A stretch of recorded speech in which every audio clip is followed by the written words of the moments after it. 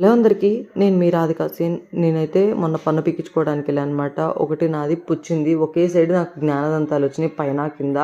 అది ఇప్పుడెందుకొచ్చాయనేది నాకు తెలీదు. కొంతమందికి 30 ఇయర్స్, 50 ఇయర్స్‌లో కూడా వస్తాయట. నాకిప్పుడొచ్చాయి. అవి ఉన్నప్పుడు చాలా పెయినేస్తది. సో, అందుకే నేనైతే వెళ్ళి పీకిచ్చేసుకున్నా. ఆ మత్తు ఇంజెక్షన్ ఇచ్చినప్పుడైతే మొత్తం స్వెల్లింగ్ వచ్చినట్టు మనకెలా అనిపిస్తదంటే మొత్తం స్వెల్లింగ్ వచ్చేసినట్టు మన ఫీలింగ్ అనమాట అదంతా. కానీ ఏముండదక్కడ. స్వెల్లింగ్ ఏం రాదు గానీ, ఏదో తెలియని ఆ రోజంతా నోరేదోలా అనిపించింది నాకు కూడా. మీలో ఎవరైనా సరే ఇలాంటి ఎక్స్‌పీరియన్స్ ఇస్తే కామెంట్ చేసి చెప్పండి. మీ పిల్లలు కూడా ఇలాగే నోట్లో వేలేసుకొని హెయిర్ పట్టుకుంటారు, జడ పట్టుకుంటారా?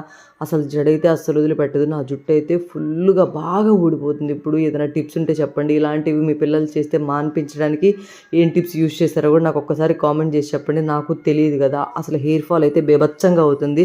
జుట్టు ఊడిపోకుండా ఏమన్నా మంచి టిప్స్ గానీ, లేకపోతే ఏదన్నా ఆయిల్ ఉంటే మంచిది ఒకసారి షేర్ చేయండి. ఇప్పుడు చాలామంది ఆదివాసీ అంటున్నారు కదా! అదంతా నాకేం తెలీదు.